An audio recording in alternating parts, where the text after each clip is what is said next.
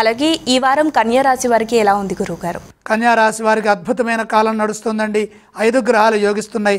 6వ రాశిలో చంద్రరాహులు, జన్మ శుక్రుడు, లాభ గురువు ఉచ్చస్థితిలో, తృతీయ కుజుడు. మనోబలంతో సరైన నిర్ణయాలు తీసుకొని పనులు మొదలు పెట్టడం ద్వారా విజయం త్వరగా సిద్ధిస్తుంది. ఒత్తిడికి గురి కాకుండా సావధానంగా శాంతంగా ఆలోచించండి. పని మొదలుపెట్టిన తర్వాత మార్పులు చేయకండి. ఉద్యోగంలో సత్ఫలితాలుంటాయి. సాహసోపేతమైన నిర్ణయాలు ధర్మబద్ధంగా చేయటం ద్వారా అనుకూల ఫలితాలను ఇస్తాయి. ఆర్థిక స్థితి వృద్ధి చెందుతుంది, మేలు జరుగుతుంది. భూగృహ వాహనాది యోగాలు శుభాన్ని ఇస్తాయి.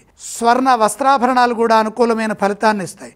శాంతంగా శాంతచిత్తంతో పనిచేయడం ద్వారా వ్యాపారంలో ఎదురయ్యే సమస్యల నుండి బయటపడతారు. వ్యాపారంలో మంచి ఫలితాలు రావడానికి కృషి చేయండి.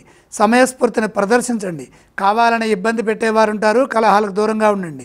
పరిస్థితులను అర్థం చేసుకుంటూ సంభాషించండి. అపార్థాలకు అవకాశం కల్పించకండి. దగ్గర వారిని ఆత్మీయంగా పలకరించండి. శుభవార్త శక్తిని పెంచుతుంది. ఈ రాశివారు ఏ స్తోత్రం పఠిస్తే బాగుంటుంది?